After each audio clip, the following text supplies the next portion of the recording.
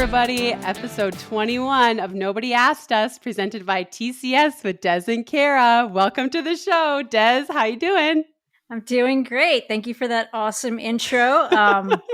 So good to hear your voice. You had the announcer vibe going, which has been your thing as of late. Let's talk about the Prefontaine race calls, the weekend in general. That was just unreal how those It was races played bonkers. out. Yeah. Okay, so like when I was a track athlete, it wasn't called the Diamond League Circuit. I can't remember if it was like the Grand Prix final or what it was called. But the races at the end of the year were super slow and tactical because everyone was tired. Gassed, right? Yeah. And so we headed into pre and people were like, I got to see the pace requests and I was like, what are these people thinking? You know, not only is it the end of the year, but it's even later than normal. And then my mind got blown because people showed up and it was wild.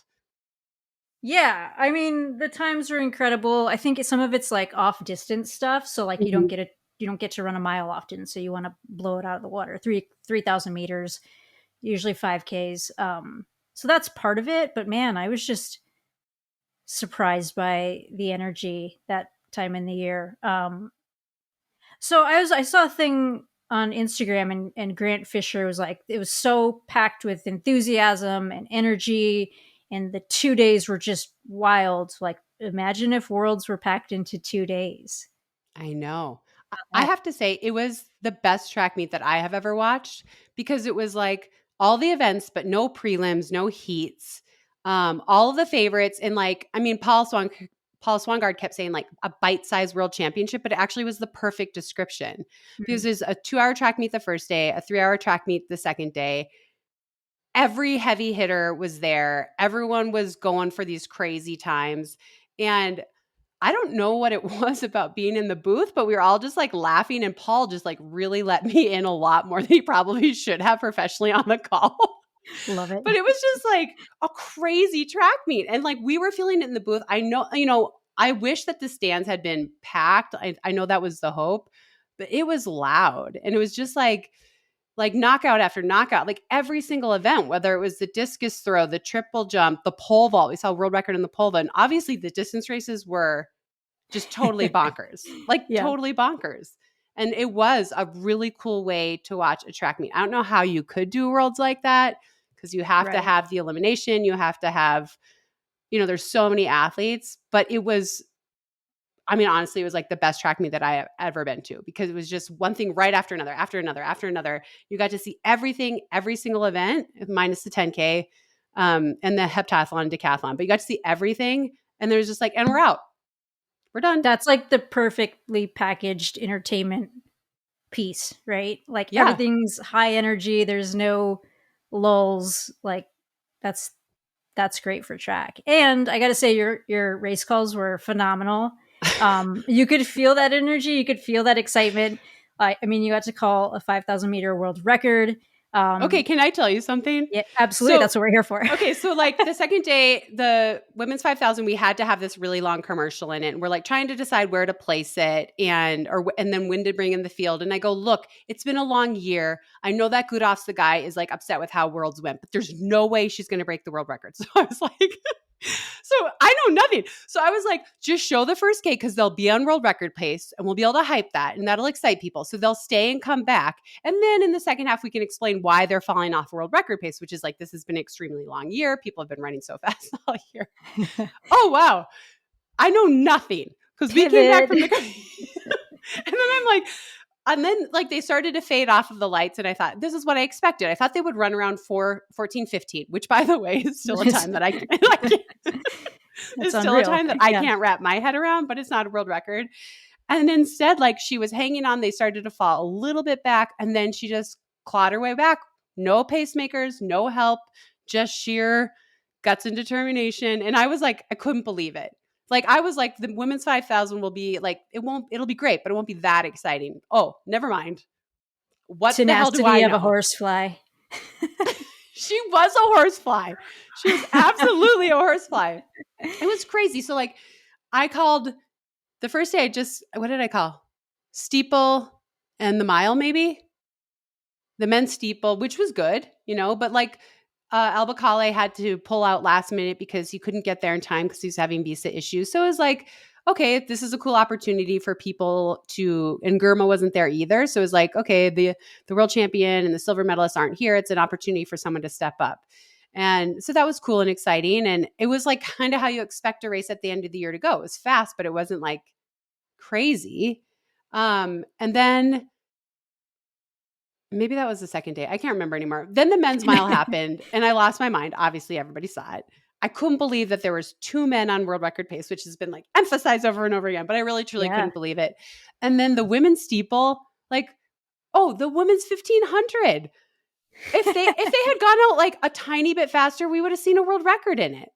Faith Kipyegon, she negative split so much. I'm like watching her run down the final 100 and I was like, oh my God, we might see a world record right now. And she ran, 350. Oh, whatever. It's the end. I mean, every distance race was hitting. And you've raced in Eugene. I don't think, and this is not a knock on Eugene, but when you're chasing those world records, Eugene is tough because you always windy. are running. And yes, it's always windy. It always is. And the sprinters, it's usually timed right on the 200 and the 100. But for distance, you're facing wind on that backstretch. And so when every little moment matters, Eugene just isn't typically a place where we see these huge performances. Well, No wind, and you get a sub 14 from a female. for sure. For sure. I mean, like, I don't even know how to think about it. Like, I'm like trying to explain to the audience what it means, but I don't even know. Right. I'm processing this right now. Come back next week. Yeah, totally. I'm like, maybe next year I'll be able to tell you what this means. But yeah, it was just totally nuts. It was totally nuts. And like Grant Fisher, he broke the American record. We never even saw him. That's wild. What a great run from him, bouncing back after injury and disappointment. And to do that, but also to not be sniffing the front. Like, that's crazy. It was wild. Yeah. All right. Anything else about Pre? I mean, what was your favorite race, and what was your favorite race of the entire season out of races you've called? It probably was that men's mile. It just was so exciting, and they were like so on it. And because it wasn't one person who had pulled way away, which is what we typically see in a world record attempt, it was an actual race that was happening. To me, that was one of the more exciting things that I've ever seen. When I think about the whole year, again, I think of that men's 1500 at the World Championship. So this, normally I like him more high on the women's races, but I felt like that men's 15 at Worlds and that men's mile at Pre, it's just when it's not a blowout, it's like at Worlds, you expect to see more racing because there's no pacer, there's no lights, anything. Right. But it was such a tight race. And then I think at Pre, like when you have these records, I mean, look at Sagai, she was way ahead, right? But when you actually get a race within those races, that doesn't happen very often. The men's 15 is where it's at, though. Like, I think that's the event all year that we're like, well, how's this going to play out? Who's going to be good this year? Who's going to be on at the right time? Totally. It's lived up to the hype all year long. Yeah. Okay. What about you? What was your favorite race? In our preview show before World Champs, we were both like, the men's 15. So we were like, that's what we're most excited about. Yeah. The one. Dang, that's tough. The men's mile. It was crazy. Yeah. And I think seeing Nagoose bounce back so well, he wasn't disappointing at Worlds, but I think we all thought like he'll get a medal or he'll be right, he'll just miss it, like, be fighting down the line. So he was a little bit out of it, and it was like, okay, well, maybe next time. It's been a decent year, long year for him. And then to see him just bounce back and like totally reinsert himself in the conversation and kind of make a statement for next year. You're like, oh, I can't wait to see what he does next. That's what I thought after that race. It's like perfect, I think, for him. I think maybe if he had won a medal, that would have been a lot of attention. And he still gets to enter Worlds as an underdog, believe it or not, right? Like he still gets to enter kind of in that place. I actually think it's like a perfect setup for him. But I've learned that I respect Ingebrigtsen more and more the more I watch him race, because if he's not in the race, there is no 343 high American record. Do you think Ingebrigtsen is cocky or misunderstood? I think there's a combo there. I think he's mostly the things he says, like someone asked him afterwards, were you surprised that Nugus was that close to you? And he's like, no, he had the perfect pace setter. And so you could hear that and be like, what a dick. Or you could be like, well, he's not wrong. Right. You know, like 100%. once the Yeah. pace setter stepped off, Jakob's the one that does the work. Same in the 3000. No one else is following right behind the pacemaker or making a move once they step off. So I've started to appreciate his racing a little more and more. Like he really is the one that makes the races. And yeah, he makes comments that you're like, but usually they're true. But they're also like what makes you want to turn on the TV and watch, right? Yes. Because there's so Yeah. much banter in the men's 15. It's him, it's Josh Kerr, it's Ollie Hoare. Like they're all like, Yes. there's a lot of bravado there, and that's kind of part of the fun of it. Yeah. I want to Like, see Naguse say something like really feisty. I know. You can do it. Yeah, Come on. Say something. Yeah, give us no. something. It was fun. I'm relieved this season's over. I don't even run anymore. I just talk about it and I'm relieved it's over. So I'm sure the athletes are relieved too. You're ready for some downtime. I'm ready for some downtime. I need to rest. I I can't love call it. any more races because I might lose my mind. Have some So chamomile tea. Just let the courts just back. calm down, calm down. I'm pretty sure Paul lost his voice this weekend. I believe it. Yeah, Yeah. there was some moments where you're like, "Ooh, that's a pitch that didn't belong in there." It was Yeah. like just very mild, but you're like, "That's he's just exhausted, He's right?" exhausted. He's calling every single Yeah, thing, right? Like I called 6 races. He called those 6 plus everything else. And the meet was bonkers, whether it was sprints or field or anything. So yeah. Paul, if you're listening, hopefully you're resting, but I know you're not because you're a workaholic. of course not. Yeah, he's like, "Bring on the road cross country, let's go!" Yeah, totally. Okay. Moving on. All right. We all want to know how the training for Chicago is going, how you're feeling, what the goal is of at least as much as you're willing to share with us. Yeah. Well, I pushed the recording today by 5 minutes because I did my last big workout. Then I came back and got in the sauna because it could be hot in Chicago, and I had to buy a sauna because of that. That's so awesome. And then I got in the shower and I was like, oh shit, I'm gonna be late. So I texted you guys. I'm gonna be 5 minutes behind. So it's been busy. It's been good. This workout was really good. Everything's been like solid, but I think like one of the fittest moment, like one of the best preparations I've had was before New York last year in the fall, and I was super excited, very confident, and then I just shit the bed. So I don't know anymore. I'm like, I don't know what kind of shape I'm in. I don't even know what this means anymore. I think I'm pretty fit. I'm excited. That's Um, good. yeah, those are all good things. I'm healthy. That's Yeah. important. I think it's like a good spot to be like, where I wish I had one more week of hard training. But I don't, and that's probably a good thing because it's in that like 1 week you want extra where you usually go a couple miles overboard and then you're like recovering from something or just like too fatigued and can't recover for the race. So I think I'm in a good spot, and I think as far as the goal, the Masters record is key. That's going to be like the main thing to shoot for. And it's 227 what? 47. 227.47. Yeah. So And what did you run technically in Boston? 227 in the 20s, something. Okay. And Sarah technically was faster than the record in Boston, but it's a non-record eligible course. We all know that. Unfortunate. I think it's a hard course, but them's the rules.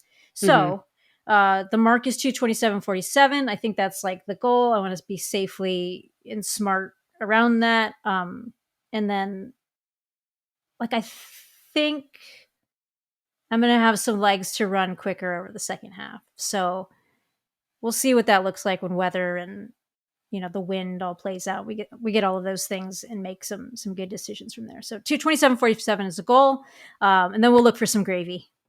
Okay, so you've only really run for a record once before, which you got, which was a 50K world record. Yeah. And so, but running for a time is very different than running for a place. So how has it been different for you? Like, is it really just locked in on pace? Because it's just a different type of race, right? Like you're not like, I'm going to Chicago to win. You're like, I'm going to Chicago to run better than this time. And so how has it been different for you training wise? Yeah, I think the big thing will just be race day, because I've always been pretty pace specific. Like, oh, this is what pace I'm getting ready for, and then I want to be able to like adapt to things that might happen in the race, but ultimately this is sort of like my threshold where like I'm not going any faster than that. Here's like the speed limit for me. So it's a combination of that when you're racing. Like, yes, I'm going to let this go, or I can respond for a bit. And this time, it's just going to be set the dial, turn off the brain, and run the pace for as long as I can. Which I think to me it seems a little bit more difficult. Like if things start getting hard when you only have the one goal Yeah. and you start to see the numbers slip, and like obviously hopefully that doesn't happen, right? So you're progressing and you're getting faster over the second half and everything's amazing, hooray. But if it does go bad and you have the one thing and you're like, I'm trying to do the math, am I still on pace, how much time can I bleed, I got to dig in, is it gone, when it's gone, do you keep racing hard, like like the why that you usually have when you're racing um sort of gets stripped away. Like if that Yeah. time goes out the window, so it's like, what's the point of this? Like if I get to 22 miles and like I'm 40 seconds behind the record, then you're like, do I just jog in? I guess the other comparable example would be like the trials in 2020, where it's like, the top three had split away. You look up and you're like, well, I do have Boston in a couple weeks. Like, should I just step off? And that's like a practical thought, right? But it's also like, no, you idiot, you're racing. Like you should be racing. Yeah. So we'll see how that hopefully I don't have to worry about that. But if we Yeah. get there, it's gonna be an interesting test of mental toughness. Yeah. It's just a different mindset, right? Like you said, like once that time, if the time slips away, then you're kind of like, well, that was the whole point of doing this race. So it's just a different mindset. Did you ever have a record chase for a marathon? Like did you go after a time? No. No, I just always, Smart. I mean, sometimes I wish I would have run like a Chicago or a London just so I had a PR that sounded a little better. But I don't know. I was always more of a racer anyway. I mean, I never went after a time on the track either. So I just like to race. This is like the world's biggest water bottle. That Did is you know this? huge. Oh my god. Okay, how many ounces is that? I thought it was maybe like just the camera angle. That thing is huge. No, but it like kept going. It's like Mary Poppins bag. It's 40 ounces. Holy crap. Okay. I noticed it as I was drinking from it. This is gonna look I really was weird. like, wow, I thought it was like the camera angle. Yeah. Okay, wait. Hold on. We're not moving on from you yet. Okay, sorry. Okay, you Just don't trying have to tell us distract. paces, Yeah. but like tell us like the workout you did today or other workouts. Like give us a couple workouts that you did in this build up that gave you confidence that you're in the right place. Give us some of Yes. Des's favorite hard Ooh, workouts. okay. I love all hard workouts. That's the best.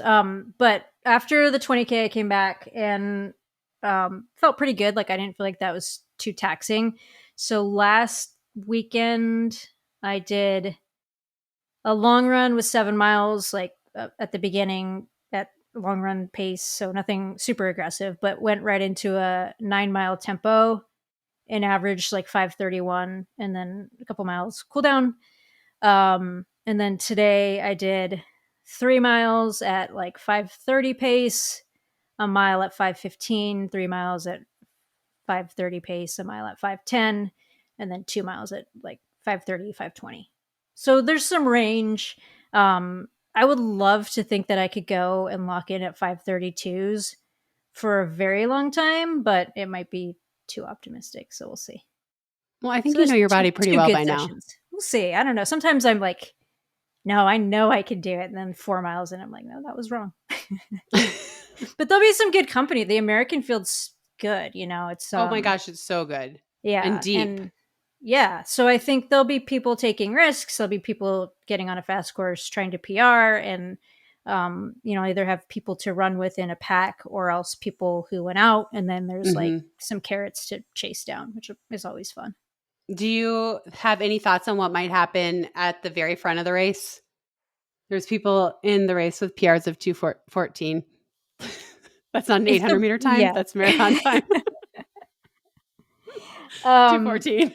I think if the weather is nice, like you have the personnel to be able to get a world record, right? Mm-hmm. If you Oh, for sure. if you aren't running a record, I've said this before. If you aren't running a record right now, you're either not that smart or not that good. Like, find a record that you can get and go get a record. They're all Yeah. available, you know? The women's field is crazy. Yeah, read It's it. Do you so have it? good. Yeah, I have it. All right. So Who's Ruth who's Chip. in this race? Okay, let me tell you who you're racing Okay. because you haven't looked at this, obviously. Okay. I know Ruth the Americans. Chipniadich, who's run 2:14:18 in Chicago last year. She's wild, by the way. Like, Yeah, she'll go because she out like goes out at 2:10 pace. 107 or Yeah, like, yeah. yeah, not even 107. That's her No, second she'll one. go out at like 62 minutes or something. And then you're like, wait, is she going to hold that? Okay. And then I don't know. I don't know why I don't know this woman, but Tadu Nare from Ethiopia, who's run 2:17:36. Jocelyn Jepkoskai, who's run 2:17:43 from Kenya. Gonzabe Dababa, who's run 2:18:05.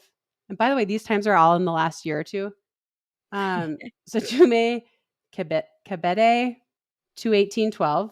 Emily Sisson, 2:18:29. Safan Hassan, who we've talked about, who won London in her debut and also ran every single event at the World Championships. And then did workouts after. And then did workouts after.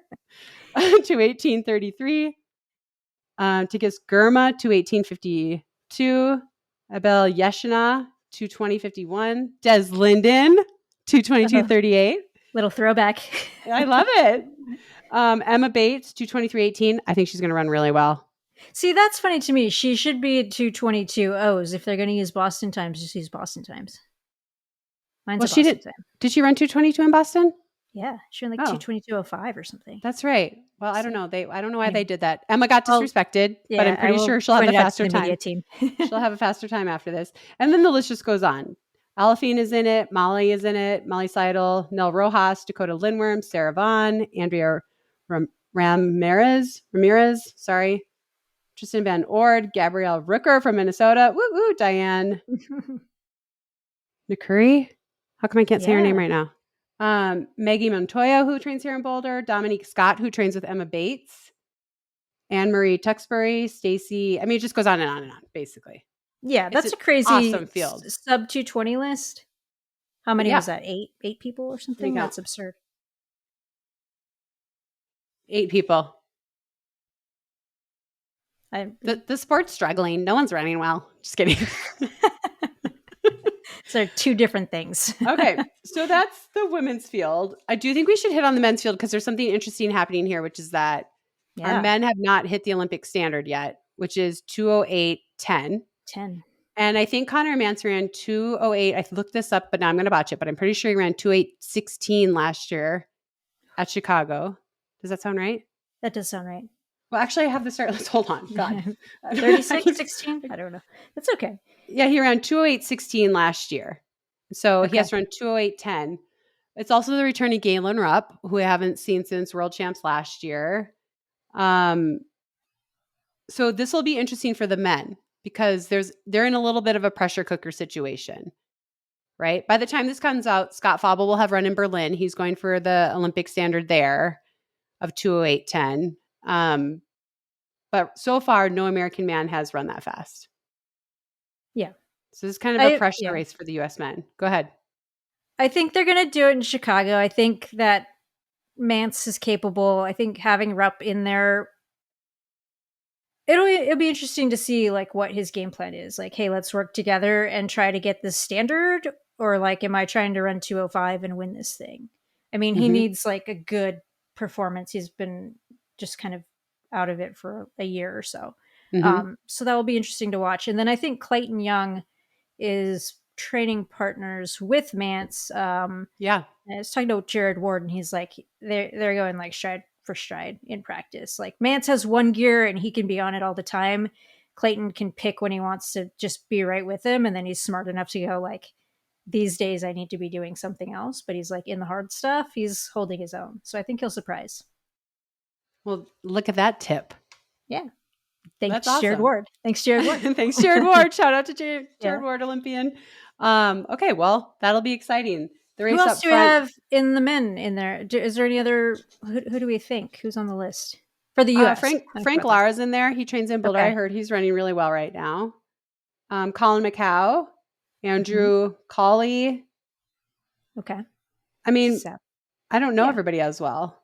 Connor that's Winter's okay. making a debut. Alec Sandusky's making a debut. But I think really it's going to, I like your tip on Clayton because that would be cool if we saw a few American men working together, not just like Connor Mance by himself. Right. We know he's not afraid to lead and just grind, but it would be great if he had people around him working with him, you know? So, what do you think if you're one of the men who are in this race and you're like, ah, man, I had the best training in my life. I think I'm in 206 shape. I can finish top 10. I don't know what the rest of the field looks like. Like, do you play it conservative and just try to hit this standard? Like, nope, we're going to throw all of that out, even though you might be in the shape of your life and be leaving a lifetime PR on the table, but you have to get the standard, or you go like, I'm going to swing for the fences and try to just like compete up front. And if it all blows up, someone else should get the standard. What would you do? Okay. I'm thinking. Oof. Okay. I know I have to like really put myself in the athlete situation. I think that if I was capable of running 206, I would be thinking I need to be on that Olympic team. Because if I can run 206, there aren't three American men that are going to be better than that, or more than two American men that could possibly be better than that. So I would probably be like, then I need to just not run as hard as I want to right now and just get the job done because that when it really matters is going to be in Orlando. And I don't want to do anything to jeopardize myself for Orlando. Then again, you're running 206. Now you're sniffing American record stuff. So I don't know. What would you do? Yeah. I would probably shoot for the standard. And like it's one of those long game things Yeah. that is important. And then, maybe in a couple of years you're looking back and like, man, I should have just been really present and focused on the moment. But to try to it also depends like if it's Galen Rupp, he's been on teams before. Yeah. So totally different scenario. But yeah, I hope that a bunch of guys are in that type of shape. Yeah. It'd be super exciting, Yeah. right? It'd be great to have a bunch of American men fighting it out. And then we come trials time and it's still anybody's game, but then it's really anybody's game because the spots are Right. open and here we go. So, Totally. So I have another question for you about marathoning. You've obviously been in it, you've done it, and you get to the hard parts of the race. And we've talked about kind of like mindset and things like that. The TCS app, which they're doing for the Chicago Marathon, you can download it. It's got all kinds of standard app stuff, but there's some really cool things as well. And one of them is a belief booster card. And so there's these digital like cheering cards that you can create for your athletes, and then they show them at mile 24. So if I were writing a belief booster card for Kara Goucher, what would you want to hear at mile 24 of the marathon that you're just like kicking acid? okay. Well, it depends on am I kicking ass or am I suffering? Well, it's you when you're kicking ass at mile 24, you're also suffering. That's So true. That's you're true. not you're having a good day, but you're still suffering. Um, God, okay. Uh, I think it'd just be like, like I tended to put my head back. So my husband would always yell at me to put my head down and go. And so probably just that, like stay the course. It's just 2 miles to go. Put your head down, get everything you can out of yourself. It's really not that exciting. But I have to No, say that's that right. I saw this at Grandma's Marathon. They had like the screen and people would, as they would approach, their chip would set off the screen. So as they were running by, it would be their family members being like, we love you. We're proud of you. And people would just start sobbing. And it was That's cool. so incredible to watch. And then it led to this discussion between Adam and I of like, would you want to see that when you're running? Like, if I'm Connor Mance, okay, I'm not Connor Mance. If I'm Kara Goucher and I don't have the standard and I'm running and I have 2 miles to go and I'm right on the line, and all of a sudden there's Colt going, you can do it, Mom, I love you. Like, I'm probably don't want to see that right there. But I'm weird. Yeah. I don't want to be taken out of like my super strict focus moment. Now, if I'm running it with like a little bit more relaxed personality, which I've grown into, which I wasn't back in the day though, then it might be Question that. really fun, right? To see them cheering. But yeah, like when I was at the height of it, I probably would like, people would always be like, oh, do you think of your son when you're racing? I'm like, hell no, I don't want to think about him because that's going to Right. take me to like mom emotional person. I don't want to be that person right now. Does that It's make so sense? narrow. Yeah, you're like Yeah. very like it's a narrow focus, and everything that you're thinking of or doing is it's like it's functional. Like, how does this help me take the next step forward? And like your child is over here, the Yeah. tangents, or your family Yeah. is over there, the I don't want to tangents. think about them right now. Yeah. Yeah. Yeah. Okay. So when you hit mile 24 and my face pops up on the screen, what do you want me to say to you? Heyo. Okay.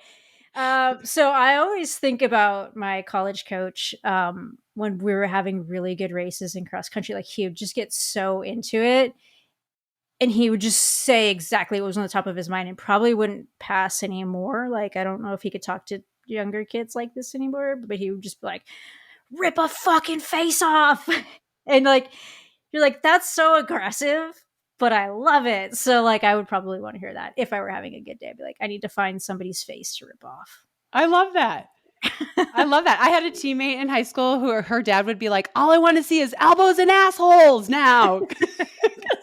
We'd be at the point where we sprint. It was like wildly inappropriate, but we'd all be like, yeah, elbows and assholes. Definitely.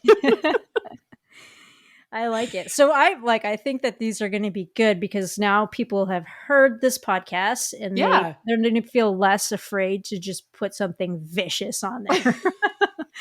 And Know your audience, yeah, like definitely. Yeah. So the TS app is awesome because that's how I have followed you in the past, if I'm being honest.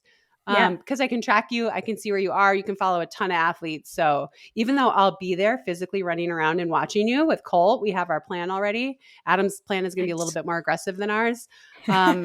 He's going to try to see like 8 different points. We're going to try to see 4, but you can still see how it's unfolding for your person. You know when they're approaching, like where you're going to be. It's a pretty awesome app. So everybody download the TC app. Yeah, definitely. TCS app. And you'll have all your people on there. There's like an unlimited number. Yeah. You can put as many people as you want. Then you can plan yourself in the right spots accordingly and know when they're coming up. So you're not grabbing coffee and a donut and you're like, oh, I missed you. I'll be on American Record Watch. I'll be watching what Des, Sisson, Bates, all these American women do because I think we're going to see 2 American records fall. I no think pressure. It's going to be crazy. I think I'm really excited to see Bates and Sisson match up because I think Bates is going to take a huge step forward. I don't know if I should say this about Sisson. She told me this, that she was kind of stewing on this and didn't know what it was going to be, determined about a pacer, whether she was going to have one or not. So I actually don't know the answer. So I guess I can talk about it. She was kind of like, I don't know if I'm going to have one or not because I have to, figure out how to do this. I'm assuming this was the logic. Like I have to figure out how to do it without a pacer. Yeah. Or like really get into the race with the front. But then she's also like, but sometimes it's nice to have a pacer. So I don't really know which direction she's going to go. But I think that'll be interesting to see what she picks and how that, what she learns from it because it's different, Yeah.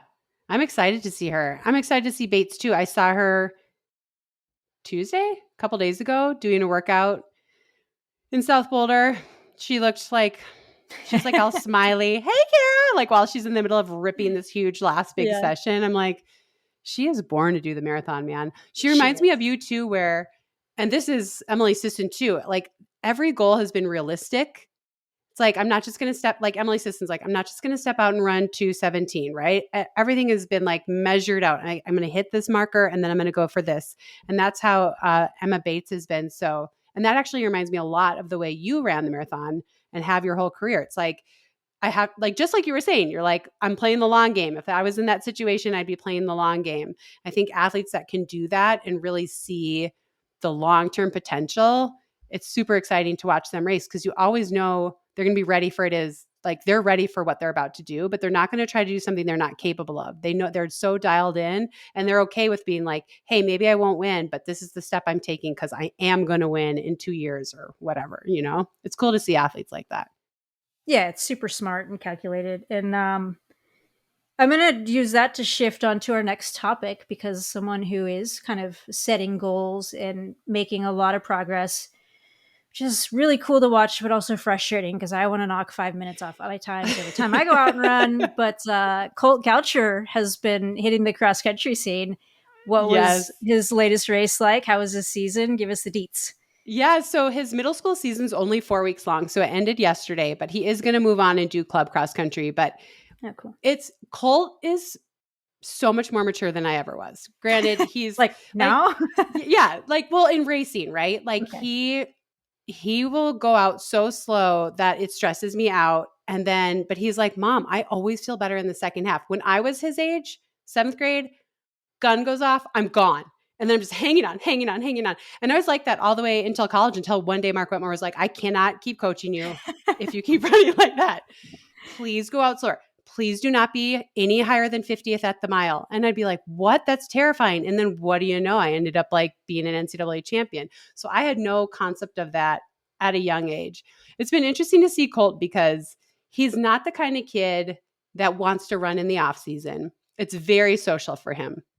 So the first, I think he did run a little bit this year. I think he did 6 runs before the season started. I think they were all about 2 miles. One was 2.5, which is a lot more than he did last year. Last year, he did 3 1-mile runs before it started. But it's cool because the first race, he just looked, you know, nothing special, just a kid out there running. And Mm-hmm. afterwards, he's like, I want to be ready for districts. And I'm like, well, districts is in 3 weeks. So it's not like you're going to get that The much cram fitness. session. Yeah. But I'm like, okay. And then the second race, he was a little bit better. And then his race last week, Adam and I were like, what the hell? He's improved so much in 2 weeks. And then yesterday, his goal was top 10. Adam and I didn't go to the start because it's so packed. There's like 400 kids in the race. So we went up to the top of the first hill thinking we could see him and he'd hear us. They come up the hill. There's his teammate who's so good, who won the race, who won it last year too. Then there's all of his club teammates. And we're like, where's Colt? I'm like, he must have fallen or something. Oh, there he is in 40th or so. And I'm like, oh, damn it. Like he must be having a bad day, The next time I saw him, he's in 8th place. And then the next time I saw him, he was in 4th place. And then he got passed by a couple kids, but he passed another kid. So I saw him with like 200 meters to go and he was like, Mom, and holding his side. And I was like, you only have 200 meters. You're fine. So yeah, he finished in 5th. His goal was top 10. He ran 70 seconds faster than last year. Last year, he ran 11:44 on this course. Yesterday, he ran 10:34.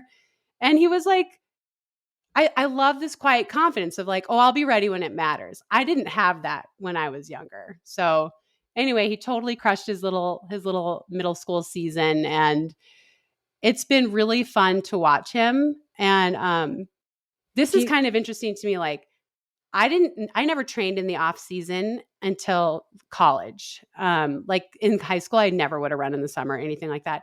And I get asked by parents all like, should I have my kid running in the summer? And I'm like, no, they have to want to do that. And plus they're so young right now. Like their bodies are still developing. Like this race yesterday was hilarious because it's 6th through 8th grade. And there's kids that look like they're in 2nd grade. And there's kids that look like they're older than me, right? I mean, it's just like the most awkward. Like boys with a beard. Yeah, yes, literally. I mean, it's like wild. And it's like they're developing and it should be fun. And the focus should just be on like their own little development. So I'm always telling parents like, I mean, I just wouldn't have them run at all. And if they want to, that's different, but I would still even control it and keep it super fun and light. Did you run a lot in the summer when you were little? No, I played soccer. No. Yeah, so did I. Different sports. So I'm always like, yeah. I think being an athlete is really important. Obviously having fun, right? Like, but also when you really think about it, like being agile and like being able to move laterally is also really important. And like team sports, learning how to work on a team, things like that. Those benefit you probably as much or more than lifetime miles. I agree. And I also think too, like, yeah, if your kid trains over the summer, they probably are going to beat the other kids. But just remember, like, let them make that choice. I didn't make the choice to train in the summer until I was in college. But at that point, I was like, I knew, like, I was all in. I would have done anything. Like, if Wetmore had told me standing on my head for 2 hours would make me an NCAA champion, I would have done it. In high school, I would have been like, that's stupid. I don't want to be state champion that bad. You know what I mean? Right. So it's like you have to let your kid. I feel really lucky that my grandpa was really into running, but didn't know anything about racing. My stepdad and mom, like they wanted me to do well, but they never like told me you need to train or you need to do this or that. And like I got to make that choice. So that would be my one just piece of advice for parents. Like if your kid's super motivated, that's great. If they're not, that's okay too. You never know what they're going to grow into. you Yeah, know? totally. Yeah. Do you think Colt loves running? Like, is he like naturally like is he love it, or is he someone who's going to learn to make it a part of his life? Can I you see that yet? I do think he loves running because the first time, this was a couple years ago, he was in 5th grade and he was running a club cross country team. And that's the first time he ever ran. He didn't want to join, but his friend wanted to. And I remember I was driving him over to practice, and his friend was kind of excited. And he was like, "Why can't we just have more play dates? I don't understand why we have to go to running." And then when I picked him up, Colt was all smiles, and the other kid hated it. It was just Oh no. funny. And yeah, but I do remember that year, he only ran for 2 months about, but I do remember one day tucking in bed and he goes, "Mom, we were running so hard today that I thought my heart was going to like explode." And I was like, "Oh yeah." And he goes, "I loved it. It felt so good." And I was like, "Oh, you're definitely my kid. Like I love that feeling too." I do think a lot of it is social for him. Like I said, he's not a kid who's going to go out and run on his own. He's just not. But he is excited to go to practice and be around his Yeah. friends. So I think he does have the love inside, but I'm hoping he'll grow into his competitiveness if he chooses to keep running. Um, but he doesn't win, and I actually think that's great. Like He he seems yeah, pretty goal oriented though. Like it seems like he has, like we were talking about Emma Bates. Like he has very yeah, practical goals, and they keep progressing. And top 5, right? yeah. No, Like I mean he got beat by all 8th graders, so what's the next goal? Like what's like, at some point is he going to put that, do you think he'll put that down? I Like, I drove him to want to school win this this 10K. morning. Yeah. And he was still talking about the race. He was so proud of himself, which was awesome. Not cocky, but just like proud of himself. Not And misunderstood. yeah, yeah, not misunderstood. And when I was driving to school today, he said, "Do you think I could win next year?" And I was like, "Well, I think that it's something to think about. I mean, you just finished 5th and everyone in front of you was an 8th grader." But I was like, "There's no guarantees." And he's like, "Well, I don't want to train all summer." And I was like, "Then you shouldn't, you know?" And he Yeah. was like, "But I might want to run a couple more times than I did this year." And I was like, "That's great." So I think the seed is, he's definitely thinking about it, but he doesn't want to say it out loud yet because that's scary too, right? Like that's a big goal. Like his goal yesterday was top 10. To win is something totally different.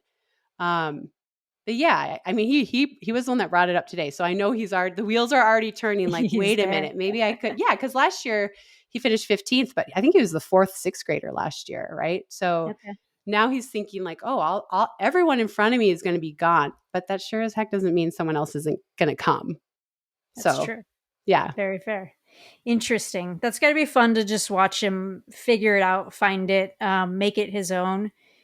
How was your process with that? Like, I think we've talked about this a little bit in the past, but you were like, I immediately knew I loved running, or did you learn to love it? no, I knew I loved it right away. I loved it before I was good at it. I like really loved that feeling of like, like as lead athletes, we try to like keep that right at the edge of that feeling. I liked the feeling when I went over and Yeah. like my heart was beating so hard and I like couldn't breathe. I was like, "Oh, I like how that feels." And also like it made me feel close to my grandpa who I just worshiped. So I always loved it. Obviously, like I loved competing too and I loved being good at it. Like that was like I'm not going to lie and be like, I didn't even care if I was good. When I found out I was good, I was like, "Oh yeah." Even better. Yeah, this is it. But yeah, I really do love running and like the ritual of it and all that stuff. What about you? Did you learn to love it or did you love it right away? I've learned to love it. And it's a rocky love. But yeah, I mean, I think I go through phases where I'm like, what do I really actually love about this or like about this? Like, what are the things that are getting me out the door? Is it, the active running? Is it the competition? Is it building fitness? Is it chasing a goal?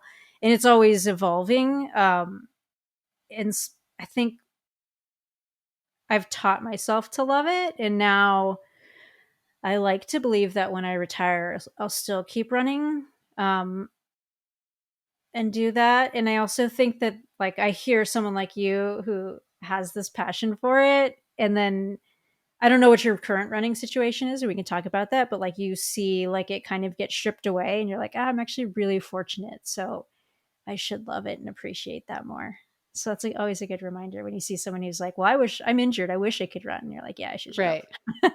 Yeah, but you're also still competing and there's a level of expectation and there's a level of like fitness that you need to maintain, right? Like I don't have I will tell you I did quarters this week because Colt ran a Comeback 5:35 season. mile at gym class and I was like, "What?" I was like, "Are you sure?" Like they timed it like did they time it right? You know, and he's like, "Yeah." And then yeah, sure enough, it's confirmed. He ran 5:35 at gym class for 1600 on the track. And so I was like, could I do that now? So I did quarters on Tuesday. I did 8. But can I tell you how much I rigged it? I did it at this U cross country course on a slight downhill and the wind, it was super windy that day. So the wind was pushing me like super Love hard. it. And so I averaged 84, which Nice. technically, if I could hold that for a mile, would be faster than Colt, but there's no effing way I could hold that for a mile right now. But Not it right has now, kind of but you like could get there sparked in really me like a quick. little thing of like, it would be great to be able to run a mile like that again. But I mean, I don't know. I'm always all over the place. But it definitely has gotten me thinking about like trying to run a mile for myself. Would you get into like Masters track? Like, I want to see you in the 200. No, It's you like don't. lining up in the blocks. I don't know what the competition is like, but like if you really got into it, you could just be like a gnarly good 200-meter runner or something. No. I want to Yeah. be able to like go to the track. Well, that's the other thing. In Boulder, I don't want to go to the track anymore because Fair. every single track has someone who's so flippin' fast. And I'm Yeah. like trying to run 84s, you know? And they're like, excuse me, that's my tempo pace. Like, get out of the way, lap 1, track, right? On your left. Yeah, totally. So it's like, I would love to be able to go to the track and run a hard mile, but I just would have to really plan it perfectly because I don't want anyone to see me. Minnesota in the summer. You could do Yeah. it on the road too. Measure out a mile on the road. Yeah, I could. Yeah. I don't know. Like, what do you think you could run a flat out mile in? Like right now, and then if you backed off of marathon training and just did speed training. So what do you think you could run? I maybe could run under 5. You for sure could. You were running 5:30s in a freaking tempo run. But that's it. Like that's like I can run that for like 5. Like I ran 5:10 today. Okay. So I could run like 5, like I bet you I could run 450 pace for about 3 minutes. But I could not finish it. Okay, what if you ran a 5:10 at the end of a long workout, so I actually don't believe that. But let's say you run Chicago, you run 225, all this stuff, you're like, "Oh, I'm going to actually screw the Olympic trials. I'm going to train for the Okay. mile Like for where you 3 going? months." Yeah. I'm going to just like do track workouts and speed. Like if you really just focus on it, what do you think you could run in a mile now? Like if you really 450. truly you think so? I bet I you could don't know. run I have no faster. idea. No, my hamstrings like listening to this conversation are like they're like ready to tear. Um no, we should do it. We should do a summer mile. Yeah. We'll find a cool day. We'll meet somewhere in the Midwest. We'll mark With out a road. no one there. No, That's like my one thing. I don't want anyone to be there. fair I mean, enough. like your husband could cheer us on, but I don't want like anybody else to be What if we watching. go opposite ways? Okay. Have to Adam plan can cheer us on and give us splits. a non-windy day, so it's fair. But Yes. and it's not a race. We just No, go it's in the not a opposite race. Like direction. I want to Yeah. run like 5:30 and you're going to run 4:45. But then I would force you because I think that the master's record on the roads is 4:50. Oh, I could probably do that. Yes. You should do that. You should That would go be really run funny. Fifth Ave next year. It's going to be like 441 or something. We should look it up. No, it's 4:50 because I used to think about trying to go after it. I'm dead serious. All right. Well, now I'm interested. How fun would that be? That would be so fun for you. It's so different. Like you keep going longer and longer, go back to Yeah. the short. I mean, it would be so fun. Break it now because all these girls coming up, they're going I to be know. running 420 when they're 420s. 40. Yeah. So get it now We get while every it's still at record. 450. Yeah. Yeah. Start with the marathon. All right. Well, you've planted a seed. Okay. All right. Well, we Into can it. stop. I'll stop harassing you about that. But what Right. would be your advice to people who like are not lovers of running right away? Like kind of like you were. I think it's okay. Like I think you just have to recognize that a lot of it is work. But there's usually a byproduct of work that's really great. And it's like the whole thing. Like I've never come back from a run and regretted it. You know, like once you get started and you're in it, you're like, oh yeah, this is actually enjoyable. And then you remember all those things. So it's like recommitting to that. Um, but if you expect every run to be like, this is the best thing ever, then you're just going to start and be like, this isn't made for me. So I think you have to just remind yourself that it is a process and it's not always going to be perfect, but there's a lot of great things that come out of it. Um, that's what I do all the time. When you're running and you are loving it, what's happening? Is it like great workouts? Is it racing? Like what is it when you get to that place where you're like, oh, I'm loving this right now? What is it about it that you love? Yeah, so this is kind of funny because I tweeted about this. I don't know if we call them tweets anymore, but I posted about this today.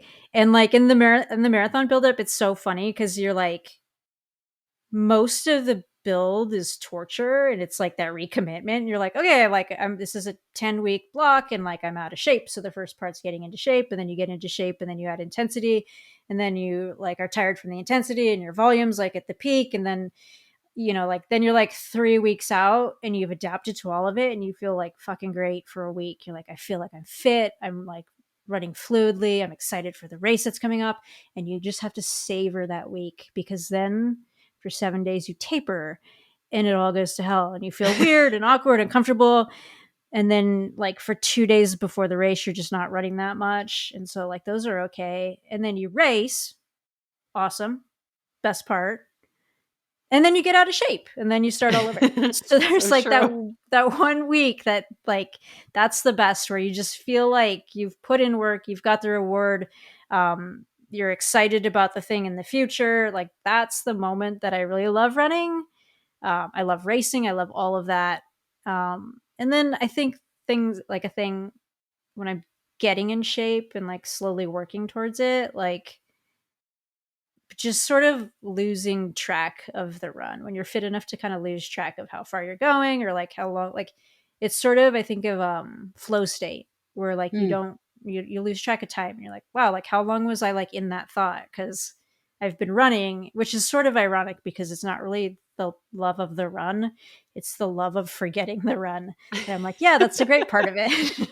And I realized that as I said it, so I don't know if I'm the person to ask that. But to be fair, I would wake up and just be dreadful of workouts. Even like as a person who loves running, like I Mm-hmm. always feared long runs. I never feared speed workout. I always thought that was so fun, but I feared really long repeats. Anything longer than a mile, I'd be like, oh God, I don't know. I don't want to why do I do this? Like or long runs, I would like people are like, you must have loved long runs. I'd That's be pretty like, funny. yeah, like the first Okay. quarter, I'd be like, why do I do this? Why do I do this? Like, why I'm going to be out here for 2 more hours. And All then like, if day. halfway through, I'd be like, well, I'm doing okay. And then, in the last quarter, I'd be like, I'm fine. I'm fine. This is what I'm fine. But like, and I knew that was going to happen. I knew it. And yet every freaking Sunday, I'd have to go through this whole drama in my head. I mean, it's like so stupid. It's a lot of time though. And then you're like, I could be watching shows. I could be Yeah. sitting with my coffee. No, I remember being like, I could be like waking up on a Sunday like a normal person that slept in and yawning and going to brunch with my family, but instead I'm here like out on the dirt roads, like just hammering, like hanging on to Jenny Simpson, like my life depends on it. Like this sucks. But then 12 miles later, I'd be like, I don't know, I feel all right. Totally. That's just, it's like, that's why it's addicting. Yes. I think it's people who are addicts are like drawn to running. We're all kind of hooked on it. Okay, so I'm going back to a topic we already discussed kind of, but when you're in Chicago, you've trained with a goal time in mind. That night before, where are your thoughts? Like, do you get nervous still? Like that morning, are you nervous? Like, how do you calm yourself and like, what's the Des Linden process like? Yeah, I think it will be this time because like I put the goal out there. It's not like finish well. Like I think that's a thing that's been interesting the last couple of years. Is like the goal for a long time was to win, or like you're trying to place on the podium or as high as possible. And it's like if you're past five, like this was kind of a bust unless you run super fast. And now it's like I'm on the backside of my career. It's like, well, PRs are probably not going to happen. Like everyone's getting faster. Like I can't run 2:14. So What? yeah, I know. I am going to look at the map. I might have told this story before, but I was doing a race in Japan, and it was a half marathon, and we were sitting down with I can't remember. It was like a person who was showing us around, um, and he was like the guide for the weekend, and we were looking at the course map. He's like, "Here's what we're going, the marks, whatever." He's telling me all about it, and I was like, "Oh, this would be a good place to cut the course," because like it was like would have been a good place to cut the course. So it was obviously joking. Culturally, it did not go over well. I don't even remember what we were talking about, but I needed to tell that story. You're like, I won't really do it. We're talking about running Yeah. 2:14. So Yeah, that would be the best. okay, but so you have this goal, and then how do you manage the expectation of everything? Yeah, I think it's like I'm excited to be nervous because I think that's kind of, I guess, what I was getting to is that like the last couple of races, it feels sort of like, meh, I'm just going to go out and compete and have fun because the front's not available. PRs are not really available. So, like, and I never thought I would be excited about masters records or running as a master. I was just like, that's like when you're done. And, that would be weird. I don't know if I could get fired up for that. But it is finally like a goal that's obtainable, but that's really hard. Like it's Dina Caster's record. That would be, Right. I mean, pretty great. And then the secondary part is like, there's some really good athletes in front of me that are going to go and try to take risks, and I would love to beat them.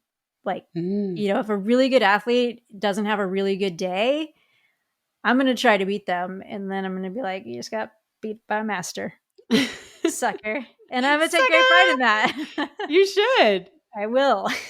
Yeah. So that's exciting. That is But yeah, exciting. like, so I'm excited to have nerves and have a thing I care about. And I don't like, I'm not going to let them overwhelm me because ultimately it's just fun. We're out there trying to show off what we've been working on, and you get the day you get, then you get ready for the next thing. But how do you not let it overwhelm you? I say it's just fucking running. Fair enough. It is just fucking running. Life will go on. Yeah, it's true. No, seriously. I think like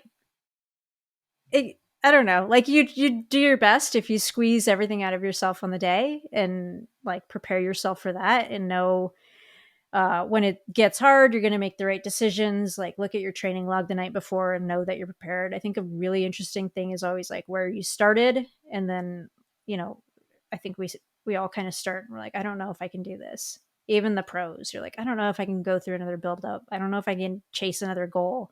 I don't know if I can even cover the distance. Like I have that thought a lot. I'm like, I don't know if I could do a whole marathon. Like, coach, am I ready to cover the whole thing? So, yeah, it's like, you're fine. So, and then you get through the work and you're like, yeah, I'm ready. Like, this is going to be awesome. I'm gonna make all the right choices out there. So like, look at how far you've come, and that will relieve a lot of anxiety. And then you just get to go out and have fun. That's great advice. I love that. Okay, we're going to kind of wrap there, but remember when we were going to like say great things at the end of the podcast that we were happy about or excited about? Yeah, top 5. Okay. Top 5. Yeah, Do you have some? Yeah, I totally have Okay. some. Okay, should I go first? Yeah, because I'm not going to have that many. Okay. First thing is my mom's visiting. She came to watch Colt race and to see him turn 13 on Monday. So I'm really excited that she's here. It's been really fun. That's great. I can't believe Colt's going to be 13. I know. I can't either. He's going to be like a teenager. Gross. That's how that works. Okay, now you go. Okay. We haven't talked about pets today, so I'm going to do a pet story. It's kind of long, but it'll give you time to think of some more, and me too, in the back of my mind. So we have a garden, and we have a ton of tomatoes right now. And the deer haven't gotten to them, but the dogs found out about the tomatoes, and they started to eat them. And so Rivers has been eating all kinds of stuff. And we go out in the morning, and he takes his poop, and I'm like, what the heck? Did you have cauliflower? Like, what the hell? It's like these white puffs. And then Ryan's like, no, you got a bunch of toilet paper yesterday. I'm like, oh, okay. So I found the tomatoes, and the other day I was taking him out. I'm like, oh no, he's bleeding. And he had found the tomatoes. I'm like, oh, okay. Which reminded me of this book that I gave to Ryan. He was eating all this corn and like too much of it. I'm like, you're having too much corn. And I had read this book in college, and I got it for him. And it's this experiment about how long you have to eat just corn, like a corn only diet, for your poop to become entirely corn. And How long it's does so it take? absurd. It takes like, I think it's 2.5 days. And Oh, they like that's it. document it. Like there's photos. It's like the most absurd thing. So it made me think of that, which made me laugh. And then I saw River's all tomato poop, and I was like, we should get him some corn just to see. So that was my story, because we got to talk about Margot's poop habits last time. So I wanted a River's story. I love yay Rivers and yay for tomato poop. It's amazing how Okay. quick their little bodies process. Yeah, it is crazy, Yeah. actually. Okay. Number 3. Okay, well, this is maybe is cheating, but it was just so much fun to be at that cross country meet yesterday and to see Colt having fun, but also just see all of these kids. So they have 3 meets before, but they're just dual meets, and then they get this Mhm. big huge meet with 14 schools. All the schools have 15 to 50 athletes on their team. And it just was so fun to see these kids. And like some kids were fighting for the win, some kids were walking half of the course, but it really like filled my soul cup. I was like, oh man, maybe I should be like a kid meet organizer, which I actually don't want that job, so no one call me anything. But it just made me really happy to see, yeah, just kids in the sport with what our sport does best, which is just like all different body types, all different ability levels, but like all coming together and being cheered on the whole way through. Like the parents were awesome, staying for all the kids. And so it was great. It was awesome. That's cool. That's a good one. That's way better than dog poop. I'm also pretty proud of the Debatable. tomatoes too. Like that, we have a garden is pretty special. That's But great. it's not as good as that story. Okay, number 3 for me. This is very simple, but I'm very happy about it. We have our espresso machine back working. It has been broken for roughly a year. Pretty fired up about that. Gonna go get caffeinated after this. Nice. Okay, I have a question for you. Yeah. Like, how late in the day can you drink coffee and still sleep? Um, I'll usually have one around 5, What? and I can sleep, but that's pushing it. I wouldn't go to 6. But I love coffee, so sometimes I don't care. Like downtime, let's go. Okay, we've never even talked about you and coffee. We'll have to talk, like, really dive into that at some other point because you have a coffee business. We do. Yeah. We do. So just you want to plug It's it really great. quick? Sure. Yeah, so we do Linden by 2 coffee. And it's great because we're big coffee fans, and we've analyzed and heavily critiqued other roasters, and then eventually you critique them enough, you're like, well, maybe we should try it and see if we're any good at it. And we're trying to get better at it. I think it's a lot like the broadcast, where you're like, oh yeah, it's way easy to just bitch about people, but when you get behind the roaster, it's actually pretty fucking hard. That's so cool, though. Yeah. Okay, Des and her coffee. I could never have caffeine after 2 o'clock if I want to sleep. 2. Okay. Yeah, that's my cutoff. So it's 1:54 right now in Boulder, so I won't be having a second cup today. Okay, so that was 4 good things we came up with. Yeah. Do you want to do the last finale? Sure. I think, okay, I'm excited to this is like forward thinking. I don't know if that's allowed, but I'm excited to go. I think we've done this already, but I'm excited to go to Chicago. And Yeah, we that was get to going to be do a mine. live show. Yeah, okay. We get to Yeah. do a live show. And you've said this coffee thing, but like after the race, I'm going to figure out where you're at and just send you like espresso shots so that you have to be up all night in Chicago. Great. Okay. Yay. Right. Someone else watch Colt. I'm taking her out. Yeah. I'm super excited about Chicago. I'm super excited to see you. I went last year and I got to see Emily Sissons at the American Record, and we have a good family friend running, and I'm super excited to our podcast. And just, I don't know. I never raced Chicago, and I'd never been there on race weekend until last year. It was my first time. So what Chicago food are you most excited for? Will you go like somewhere very Chicago specific? probably not. So my friend Carrie Birth, who's running, that we're all going to cheer for, she has like her routine. She's knows Chicago very, very well. And last year she took us to this Italian place. So my gut is that we're probably going back there with her. I don't know Chicago that well. She took us to this really cool little neighborhood, and we went to this pasta place, and then we went and got ice cream after. And But yeah, people from Chicago are going to hate on me because I actually don't know Chicago at all. The only time I was in Chicago in my life, I ran a half marathon there once.